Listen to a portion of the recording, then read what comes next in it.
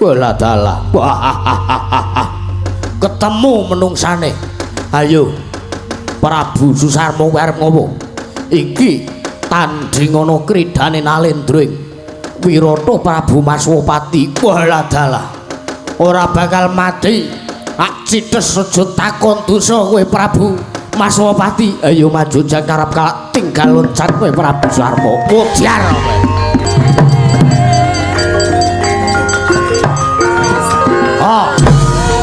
kowe.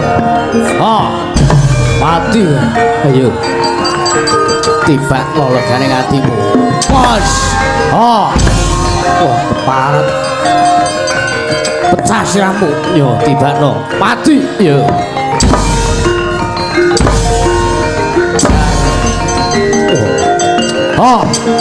Hai. Hai.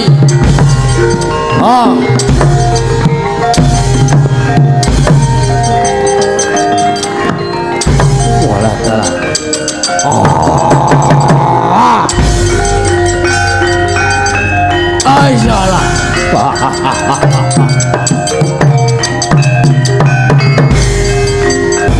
Ayo wis ora iso ngopo-opo. Kowe tak bondo, kowe tak biadat. Ratu Wirata gene ora nek kadigdayane apa-apa. Ayo. Endi senopatimu? Endi senopatimu anakmu si Seta? Anakmu si Utara si Wratsangka kon maju kabeh mungsuh Prabu Susarmo. Prabu Susarmo ora bakal wegah. Wah!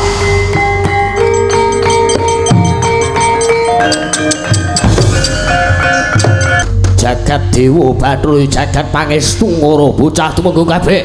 Lho wonten dawuh. Wonten dawuh sinuwun. Dewa Aji Semban kula Nalendra Trigarta sinuwun Prabu Susarmo ingkang abdi katumenggungan kepareng cumadung dawuh sabda tama paduka ngandika Gusti kula Sang Nata Sinuwun Prabu Susarmo ngawe sangjaring para wadyabala tumenggung saking negaring Trigarta mangerti kabeh dirusak mengko aku wis kepareng sowan marang ngersaning Sinuwun Prabu Duryudana sing wigati ngecak supaya Sinuwun Prabu Duryudana ngastina gelar jajahan gebak Praja Wirata supaya Praja Wirata dadi kupaning negara Ngastina. Lajeng paringipun kados pundi? Keparenge Sinuwun Prabu Duryudana, aku wis sumpah yen to aku saguh gebak Praja Wirata, mboyong putri ngrangket Nalendra Wirata Sinuwun Prabu Maswapati. Lajeng keparingipun kados pundi? Budal notrenganing para wadyabala. Wadyabala saka Trigarta, gebak saka ngarep lan Kurawa saka iring kiwa tengen lan mburi. Nuwun ngestaken dawuh. Kepareng nyuwun pamit madal wasilan. Sing ati-ati aja kaya bocah cilik. Bocah tumenggung kowe kabeh.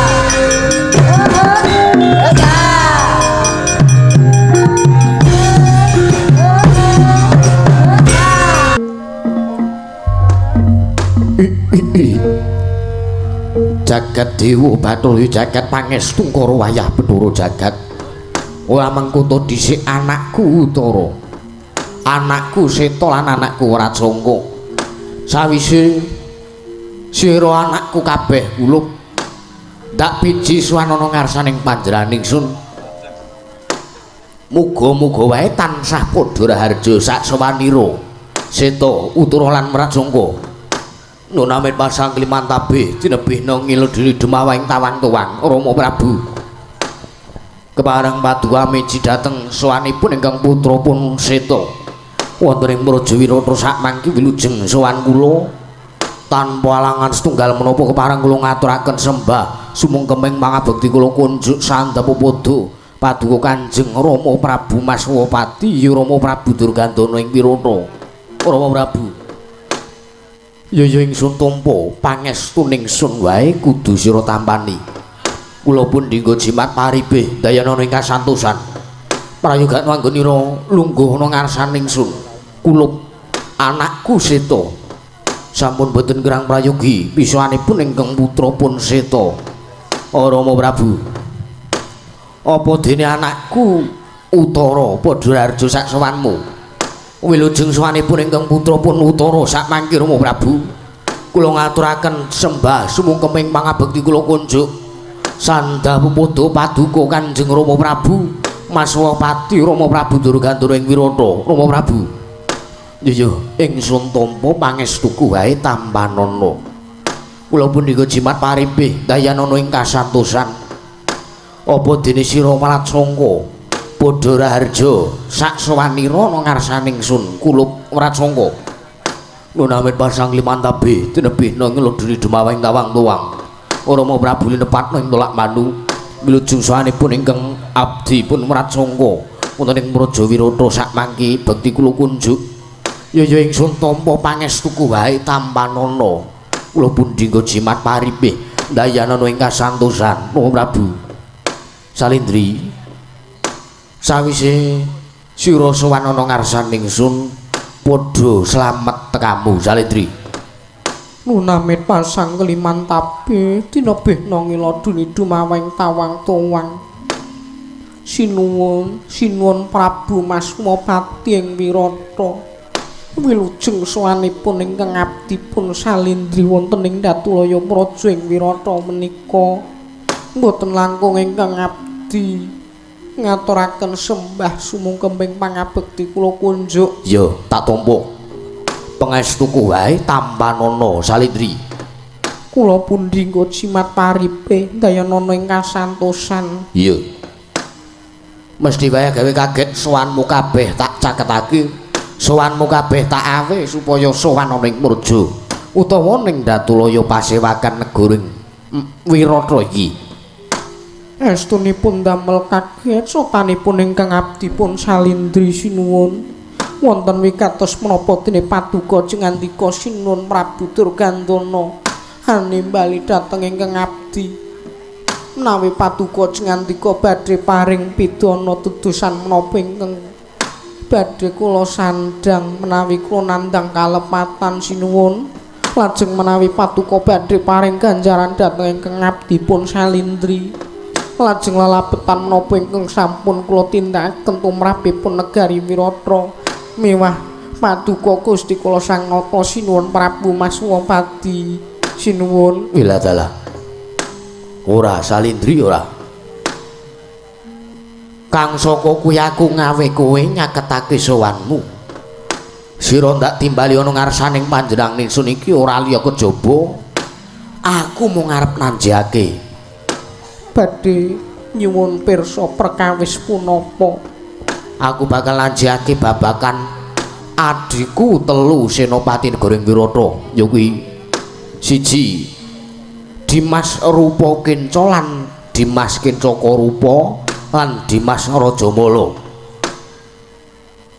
mergo aku krungu kabar telung dina kepengker adhiku telu sakloron kuwi tekaning pati apa pancen kuwi bener mula aku njur ngawe karo kowe mergo kowe iki abdian ning kene kowe iki sing leladi marang apa-apa sing cemepak ana ing Praja Wirata kuwi mbok cekal kabeh.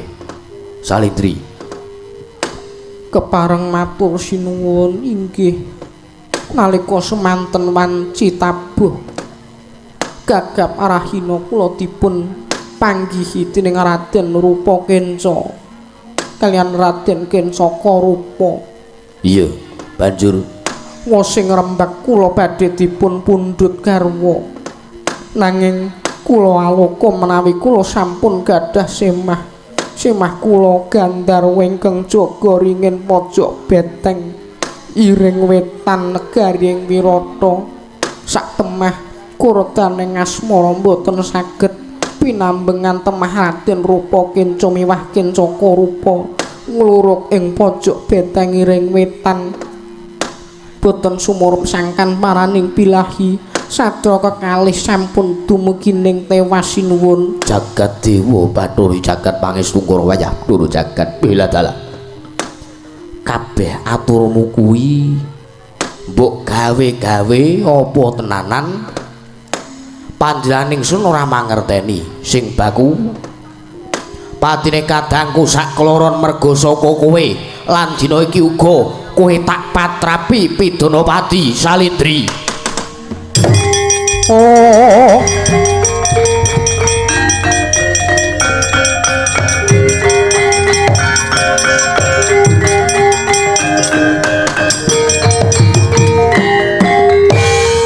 aduh sinuwun kula mboten rumaos lepat ananging paduka nantukaken pidana dumateng kula.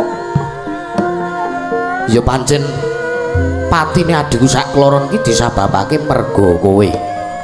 Aduh sinuwun menawi saged kula nyuwun pengenteng-enteng. Kowe arep njaluk pengenteng-enteng apa? Wis cetha kowe kleru, wis cetha kowe iki gawe sing wis gelem gawe srana patine adhiku sak kloron. Kula nyuwun pengenteng-enteng tumrap pidun ingkang badhe dipun tempuhaken dhateng jasad kula. Amargi kula mboten rumaos mecahi kadang paduka. Yo. Kowe ladalah. Kowe pancen ora rumangsa tenan. Mboten sinuwun. Yo. Nanging kadangku sak kloron mati lantaran kowe.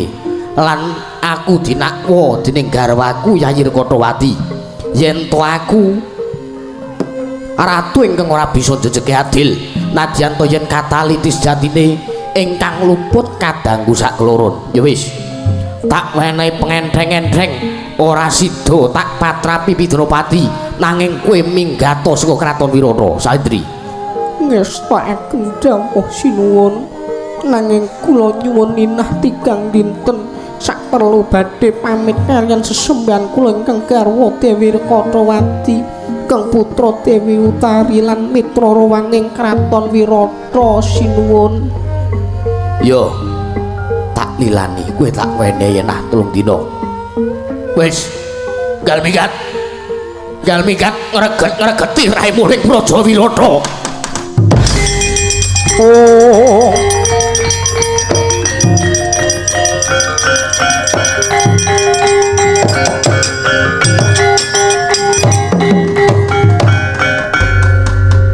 dereng ngantos pantara dangu mingset saking palenggahan katempuk pelajaripun anenggih abdi kepatihan Patih Nirbeta cipta rengganira sinuwun ngaturaken kendrawasan sinuwun.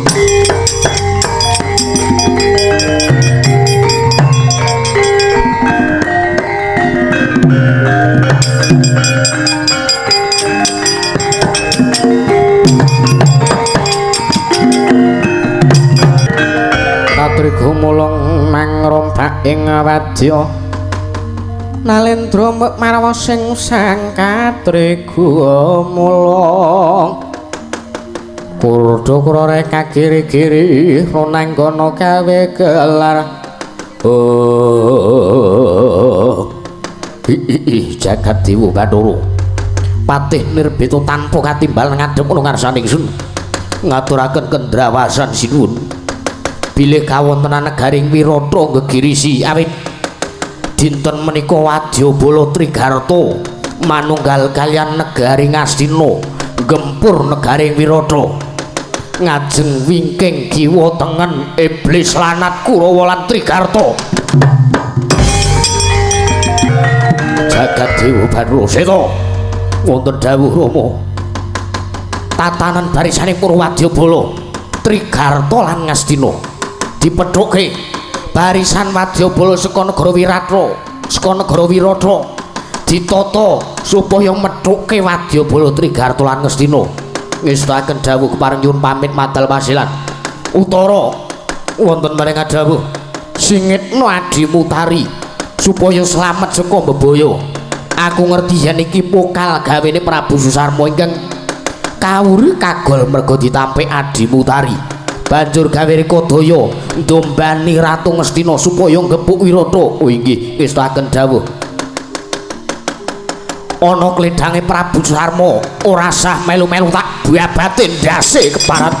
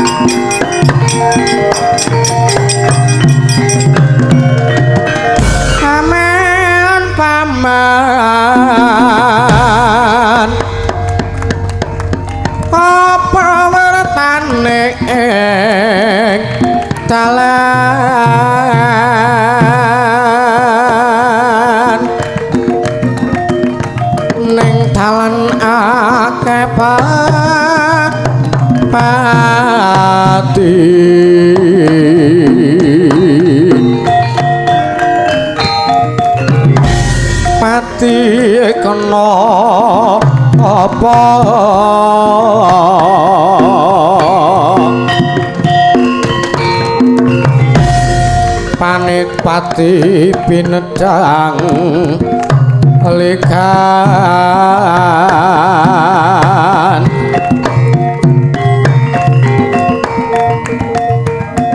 ing cocok terusing kikir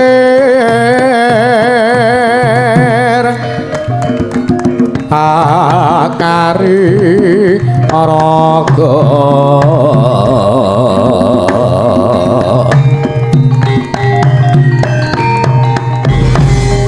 padang kariku mlinte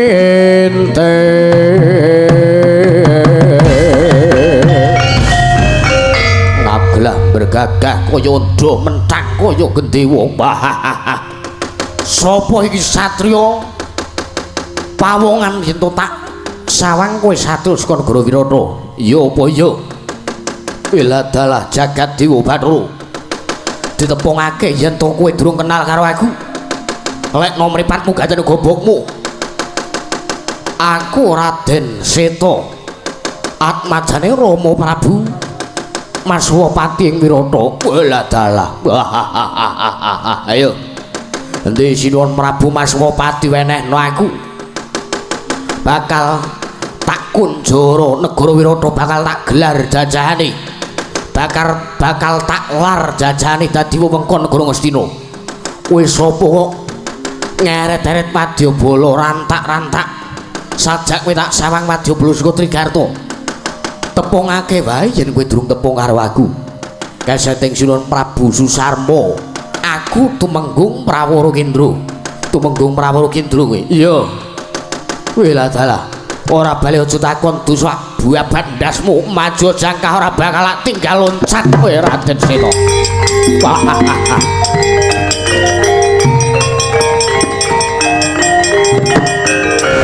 Masyaallah. Bos.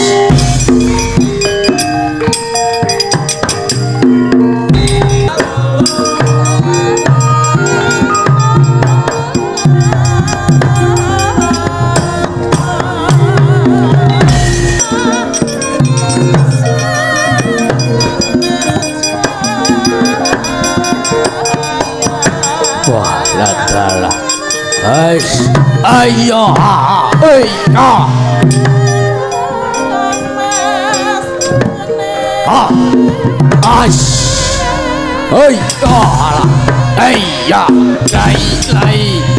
ayo, Joendo.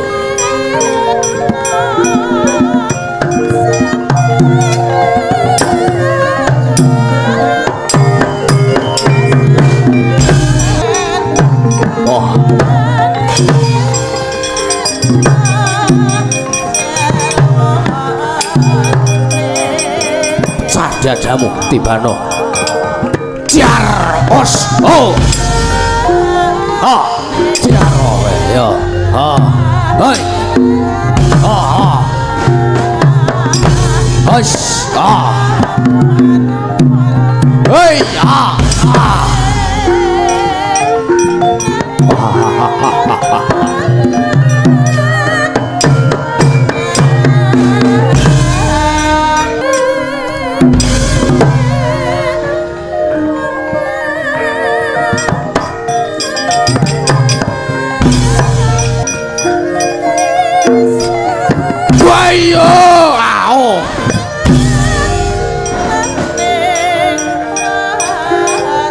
wah, iyalah, mati aku. Wah, aduh, ampun, yaudah. Sambat tuh, ayo.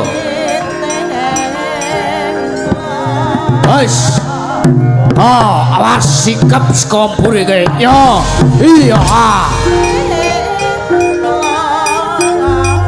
Joendo.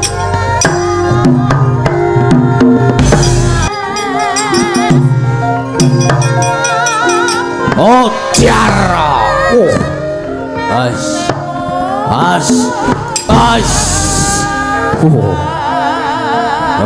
Mo cadiasmu tibano.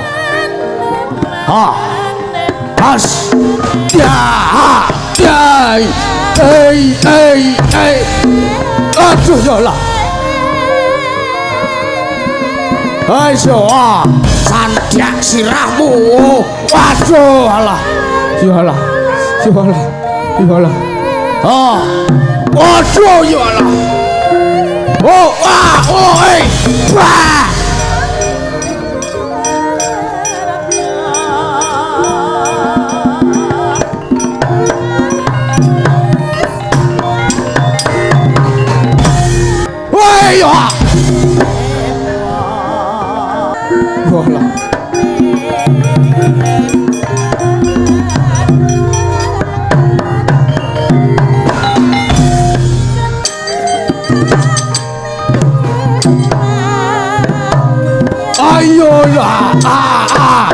Wes. Aduh bajigur. Wah. Iyalah. Waduh. Iyalah. Cengelku. Budek sak surune. Ayo ayolah. Waduh ya. Waduh.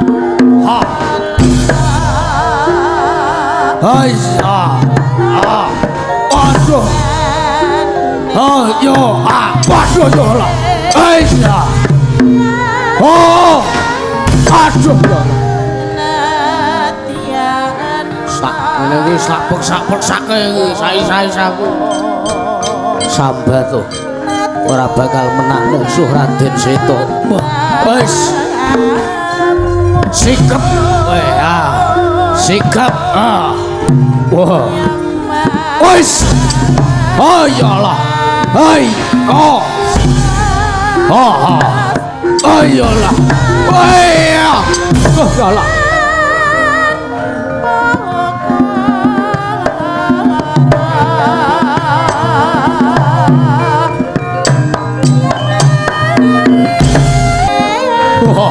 ayolah wah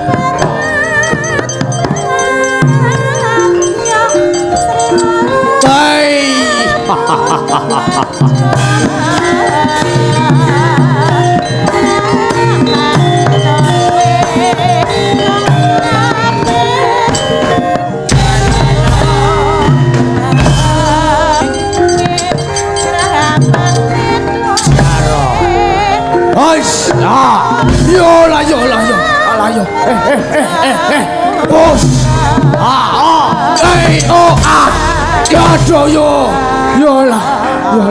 yolah ayo padha yo ayolah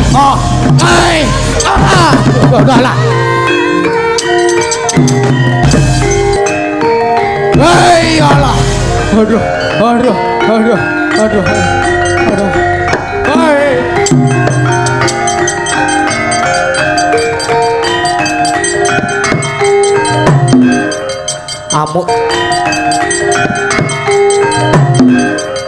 Amuk Suramrata Jayamrata ndi sing jenenge Raden Seta aja takon dosa remuk Wadyabala Trigarta ayo maju rene keparat wanine ning mburi ayo maju rene amati direk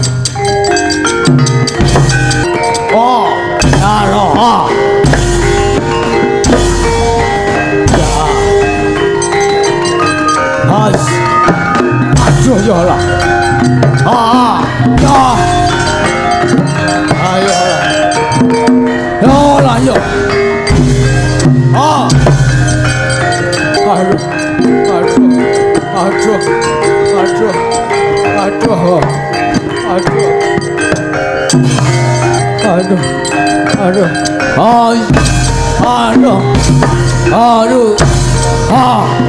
aduh yo hati aku aduh yo lah aduh remo iyalah remo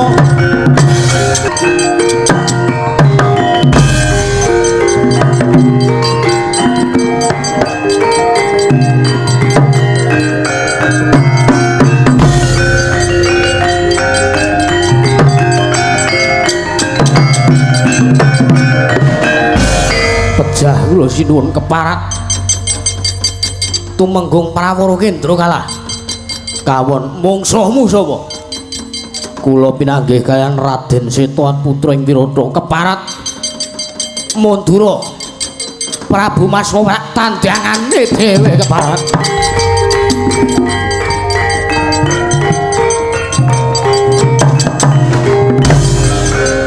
wis manggaken sinuwun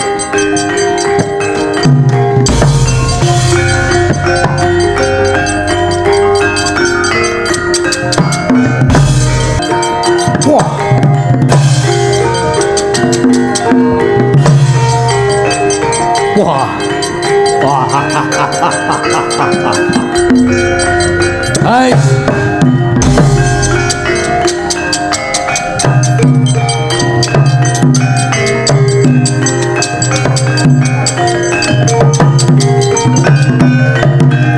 noto dilamun katututan lamun mangsah prawira diktaya prawira diktaya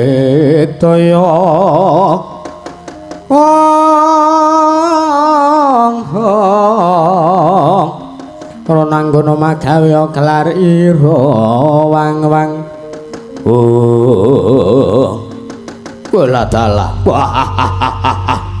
ketemu menungsane ayo Prabu Susarma arep ngopo iki tandhingana kridane Nalendra Wirata Prabu Maswapati wala dalah ora bakal mati ak cites aja takon dosa kowe Prabu Mas Wapati, ayo maju jangkarap kalak tinggal loncat kowe Prabu Sarmo. Mudhar kowe.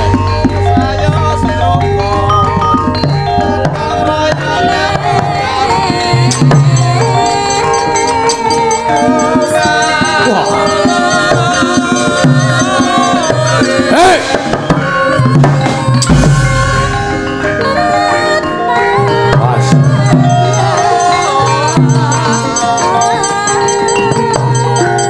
Os.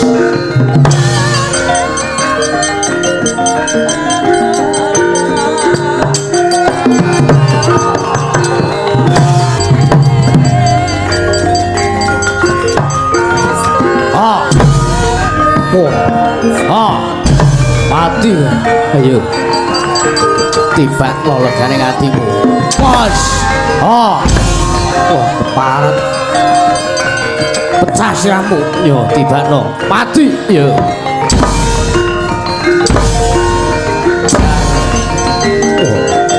Oh. Hai, hai.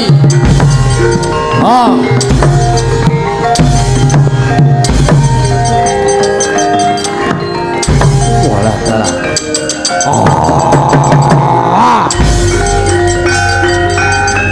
Ai salah.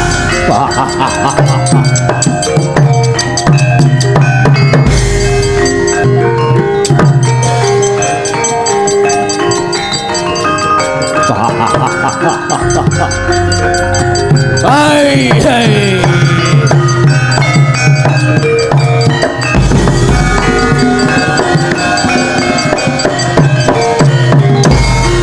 Godhol mangsa borong ya.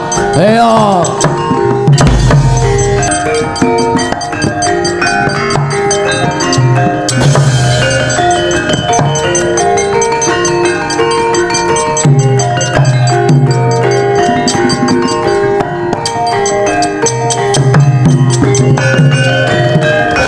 Balawa ketiwasan Balawa Paratu Gustine awake dhewe sinuwun Prabu Maswapati kabeh kuting mungsuh Balawa tandingana Balawa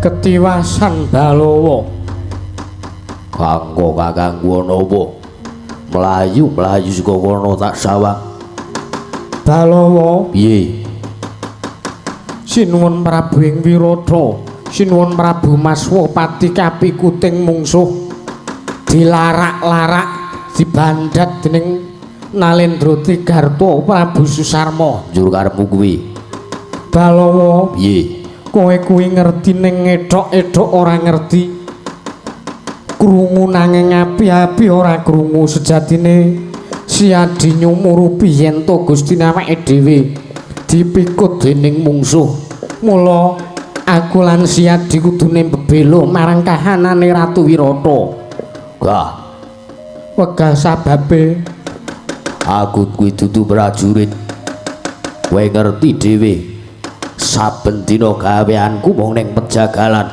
mula aku ora arep raga pancen kuwi dudu pakartiku Balawa destun temen Balawa aku lan siadi kuwi wis ngeyup mukti mangan mulu wektu lan ngunjuk banyu Wirata lah kok kahanane Ratu Gustine nampa bebendu banjur awake dhewe ora bela marang penandhange Kanjeng Sinuwun kowe kuwi kawula apa Balawa nek pancen siadi ora gelem suka tetulung marang Sinuwun Prabu Maswapati lilanana pun kakang maju ngajurit aja blawakan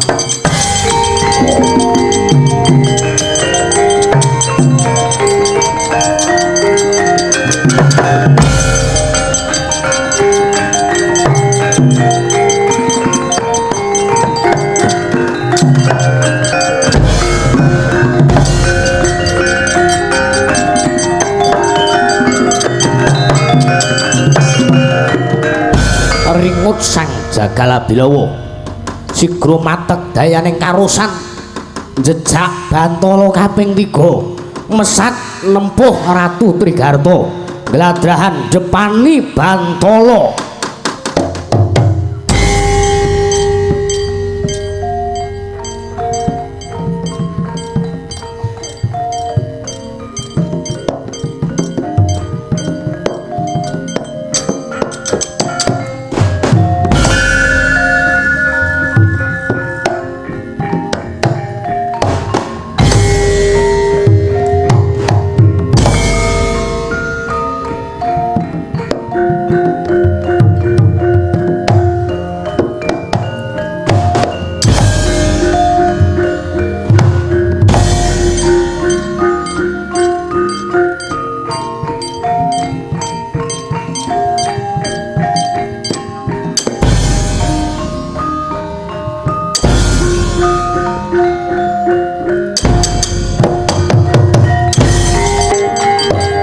Ayo mati kowe saiki.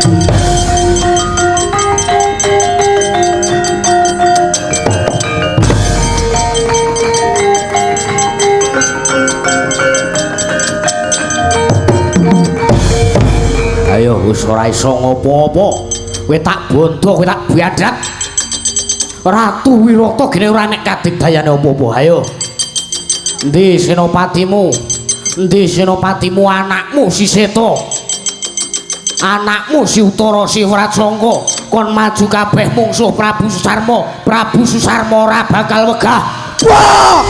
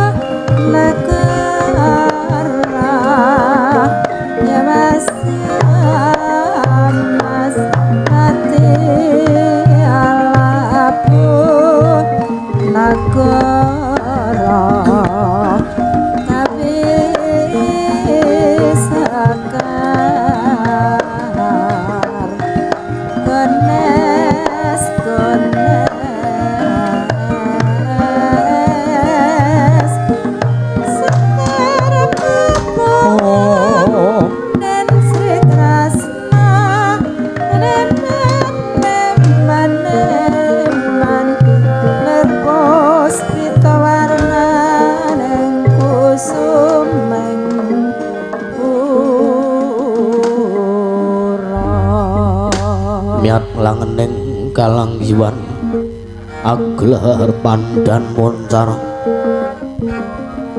tinon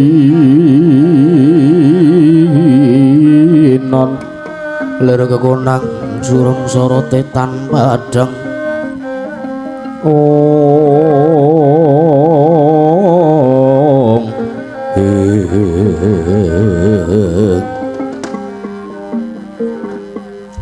unamit pasang kliman tabi tinebihna ngiloduni demawang tawang tuwang Araden Utara kula nyuwun sewu saderengipun kula ngaturaken sembah sumungkeming pangabekti kula kunjuk Araden Utara Kedhiwrihanala ya tak tampa rawat pangestuku tampanana inggih kula pundi nggo jimat paripe dayanana ing kasantosan wonten menapa Raden Utara tetinju dhateng kawontenan wonten ing Taman Keputren mangertya dina sak mengko aku dinawuhan dening Kanjeng Rama supaya aku nyingetake adikku ya wis Utari. Mergo kahanan Wirata geger kados pundi Raden? Negara Wirata digepuk kraton Trigarta lan Ngastina. Kinepung wakul baya mangap akeh prawadya ingkang dadi tumbal arabok ing perang. Mula kang saka kuwi aku kuwatir bedahing kraton Wirata adikku Utari dadi korbaning perang. Mula praptaku iki bakal nyingetake bendaramu Utari, tak jak mlayu metu beteng mburi Kedhirihan Nala. Miat langening kalanggiwan aklar pandan moncara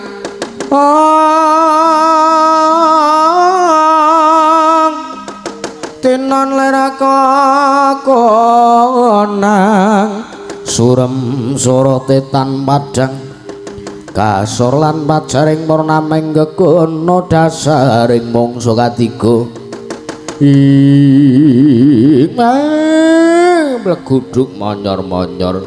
Mer kleru cah kok ngantuk kata-katamu nganti lali mblegegeg ugeg-ugeg sadulita mel-mel. Kula nuwun sewu lho Den, jenengan niku pripun to Raden? Jenengan niku putra Narendra Agung Binathara. Lah kok duwe watak nguci reng rujit? Kedahe kraton menika ketekan parang muka.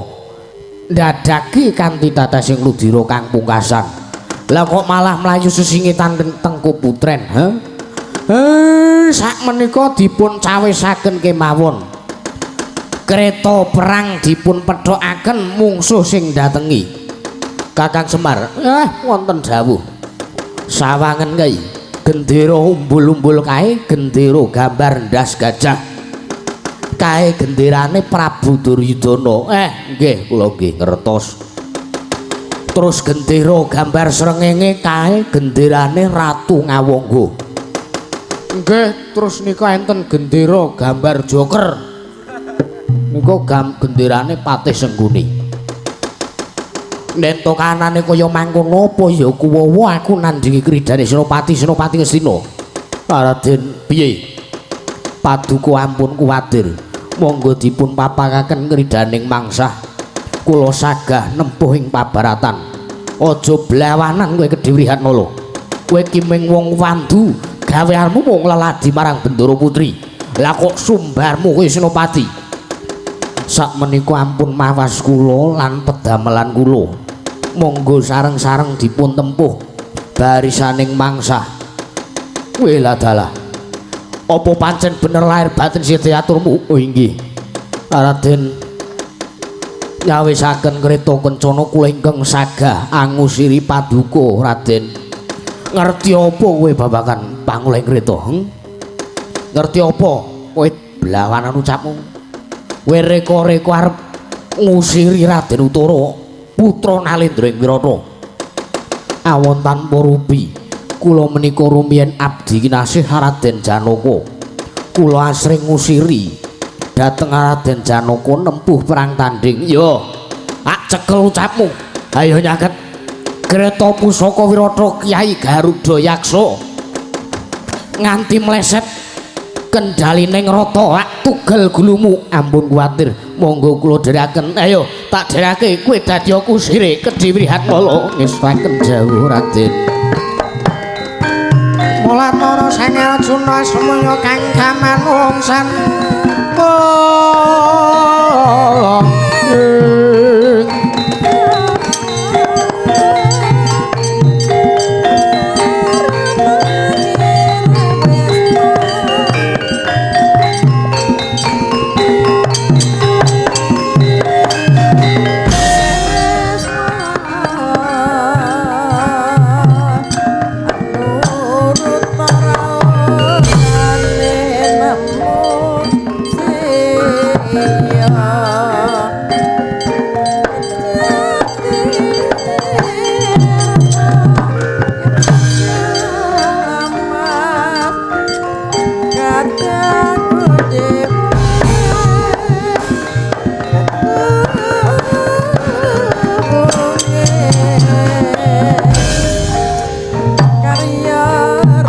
Semrit teng wartaya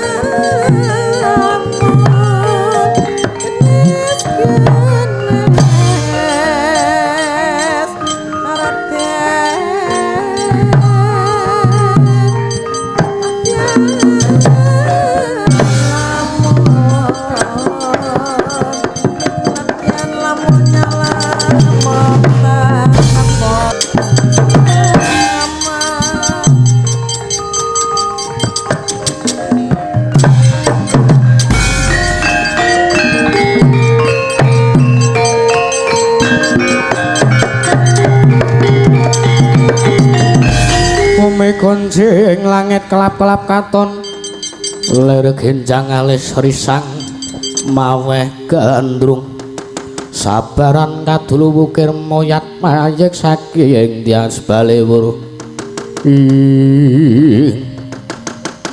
amuk Suramrata Jayamrata imbang yen padha-padha iya kowe utara karo Kedhiwrihanala sajae kae tak lepasake pusakaku Kyai Narca Bala ora mati dening aku aja diundang Narpati Karna Basusena ing ngawangga kowe keparat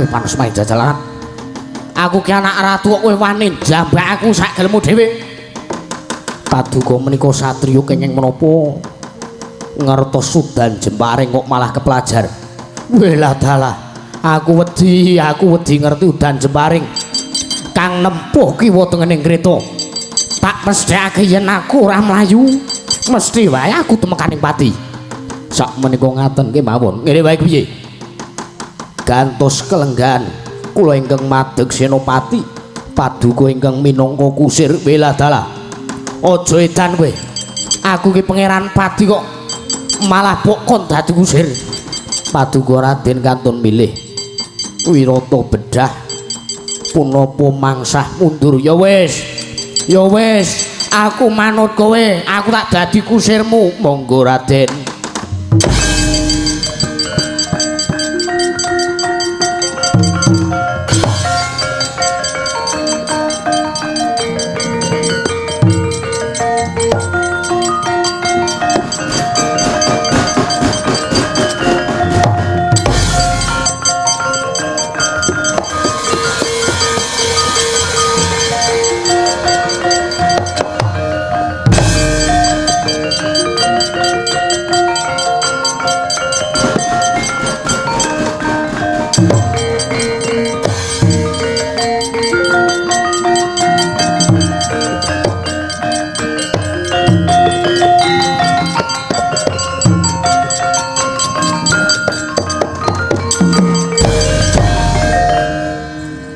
karepmu ki piye to? Karep kula kados pundi? Kowe mau ngejak nempuh perang pabaratan mungsuh Nalendra Ngamangga. Kowe iki aku malah tok geret. Iki rak wit randu alas masuk tok busuk kene ngisor wit iki. Raden, piye? Kula badhe mendhet pusaka titipan ingkang gumbandul wonten ing sak pucuking wit randu alas menika. Nanging Raden, kula menika nyuwun supados Raden kersawa ngandhapaken ponang bungkus menika. Lah aku ki anak ratu kok kon penekan. Sagah menapa mboten?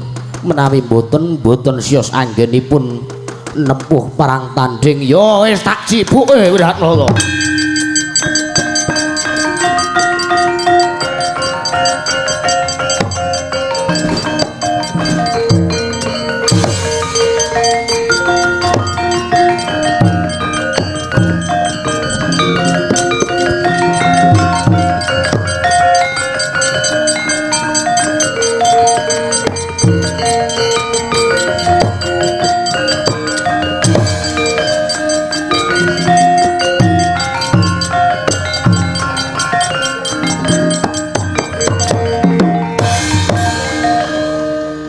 Iki isine pusaka apa?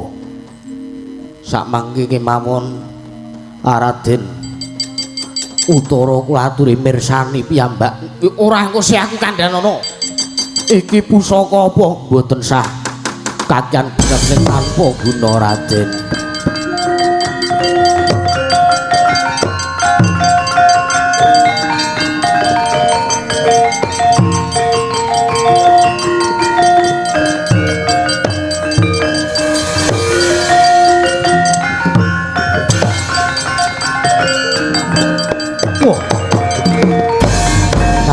Risan kapirang rinangkul kinempet-kempet sangreknaning bawana.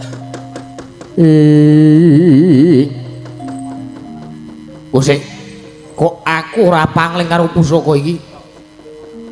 Iki kok ana malah ana sajake iki keris Pulanggeni, panah Pasopati lan panah Bramastra. Iki apa kagungane Raden Janaka? Inggih Raden, pancen kepara saestu menika kagunganipun Raden Janaka. Ora tak takon. Hah? Kuwi lehmu nyolong apa lehmu likung Janaka? Hah? Kula sampun matur, kula menika abdi kinasih. Yen ngono putuku Janaka isih urip. Inggih tasih Raden. Walah. Ger putuku Janaka. Monggo kowe ngerti pepeteng kang sumandhing ning negara Wirata. Yen kowe ning kene reretu mesti sumingkir. Raden, mboten sah kuwatir. Raden Janaka sakmenika mapan wonten gunung sak pejagung desa Aduarep. Sik. Kok ucapmu kaya ngono, ha? Gek aja-aja kowe Raden. Inggih Hyang, kantun rikalenggan punika kula sak kadang Pandhawa nglampahi pidana. Ananging Eyang kersa sidhem sampun ngantos kabiyawarakaken menawi badhar kula nglampahi pidana saking wiwit malih Eyang. Aduh putuku ngger. Wah.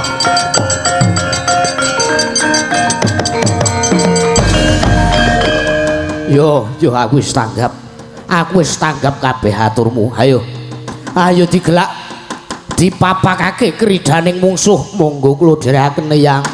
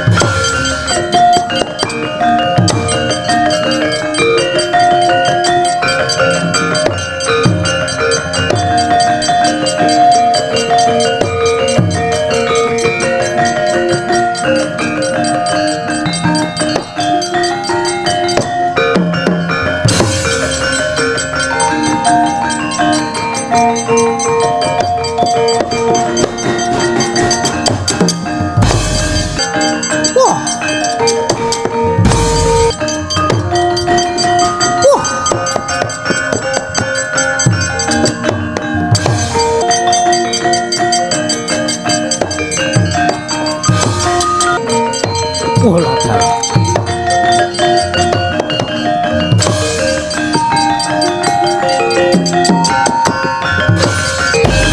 Nyata saking kudu sang guru kula. Ya namo tusa sang Sri ing keparat. Apa kowe ngaran Kedhi Wrihatnala? Iya pancen bener Prabu Karna. Kowe gebak Praja Wirata pancen iya keparat. Edan laku ning jemparingmu. Ngundurake numpesake Wadyabala saka negaraku. Numpesake akeh tumbal saka negara Ngawangga.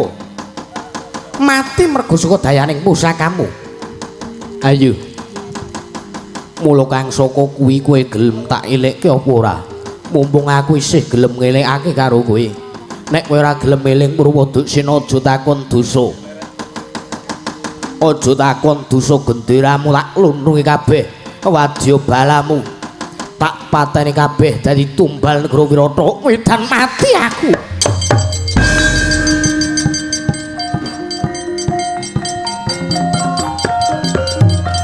Was wae. Was.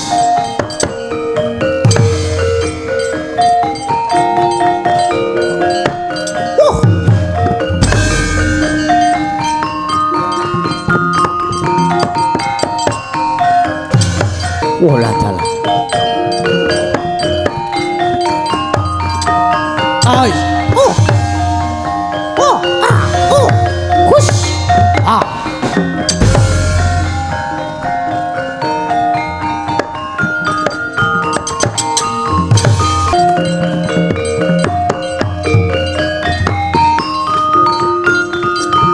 Was.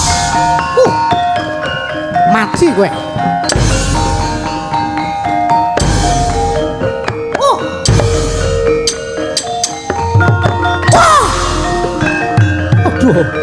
Aduh. Aduh. Aduh ya.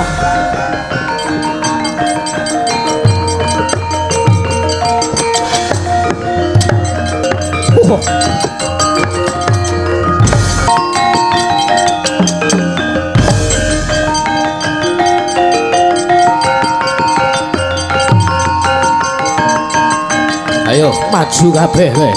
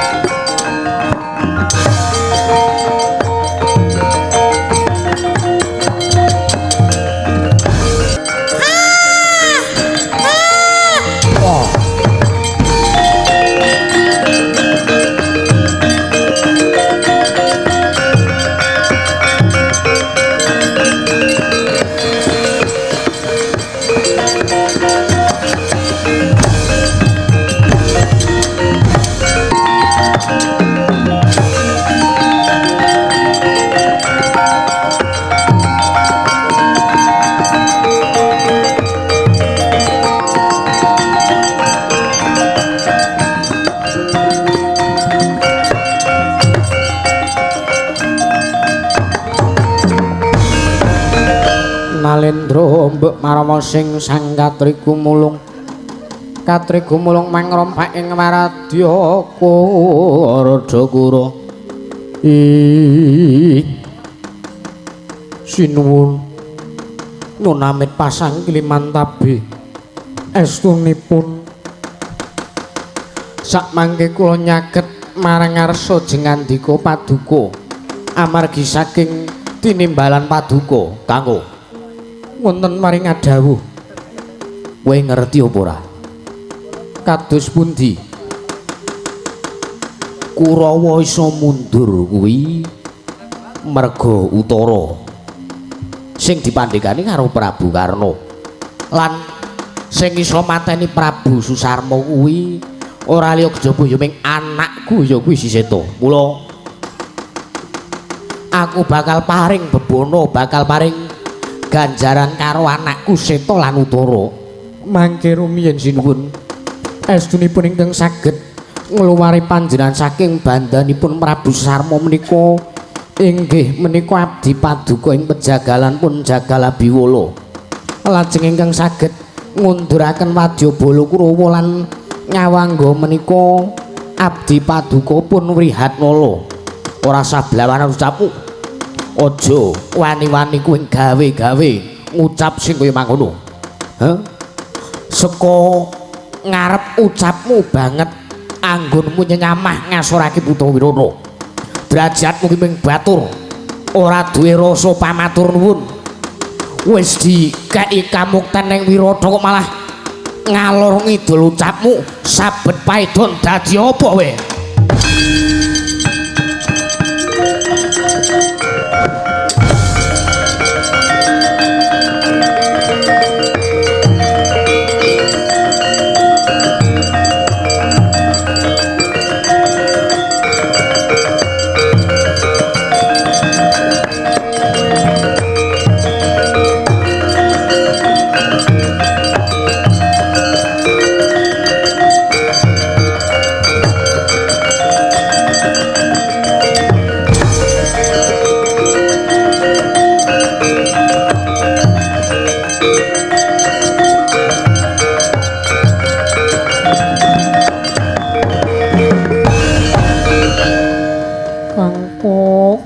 Kok kowe malah kaya ngene kahananmu.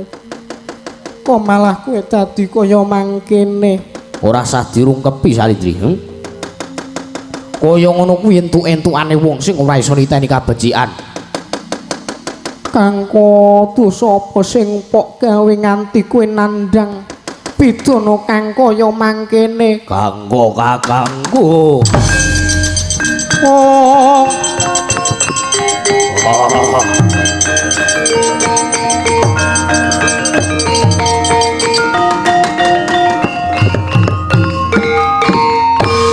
Wah, kaya ngene lelakonmu mergo ngegeki kajujuran tundane matumpuk undung lelakonmu kanggo kakangmu. Kaya ngene menandangi anakmu Bopo Pandhu. Wah, lilanono aku sak sedulur tak nyusul kowe ana ing kawah Candradimuka Pandhu bapakku.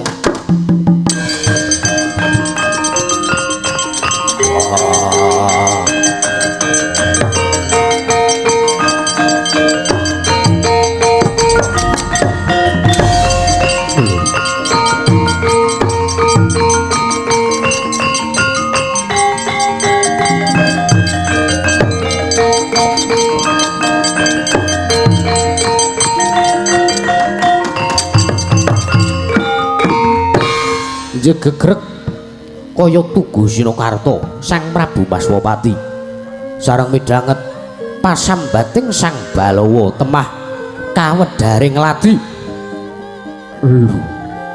Kok kowe nyebut asmane Suwargi putuku Pandhu?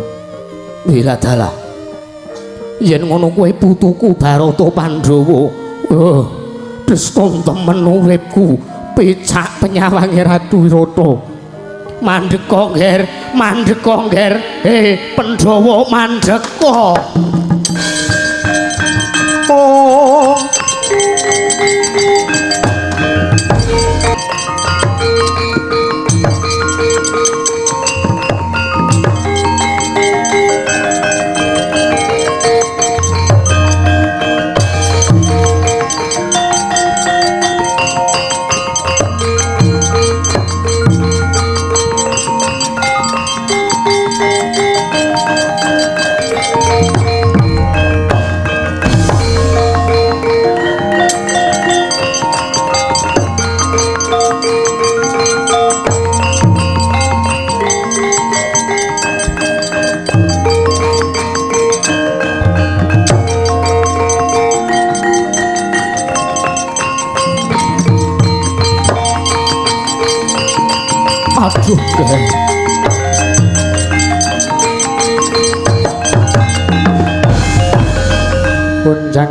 Kanjeng langit kelap-kelap katon lir genjang alis risang maweh gandrung aduh nggih ora ngira yen to kowe kuwi sejatine putu-putuku para Pandhawa anake Pandhu. Kanjeng Eyang nggih Kanjeng Eyang kula ingkang wayah pun Darma Kusuma kula ingkang wayah pun Drupadi. Mas Wopati kakekku kowe tak sia temen karo barep kakangku njaluk ngapura yo nggih njaluk ngapura ya ora dadi ngopo waton barep kakangku ora lara ati mbok bandhem paidon kaya ngono mau. Iya gandeng wis kaya purna lakone pasenyaning pun Eyang besok yen to perang gedhe Baratayuda dumadi aragate nganggo negara Wirata tawure nganggo putra Wirata ngger putuku para Pandhawa.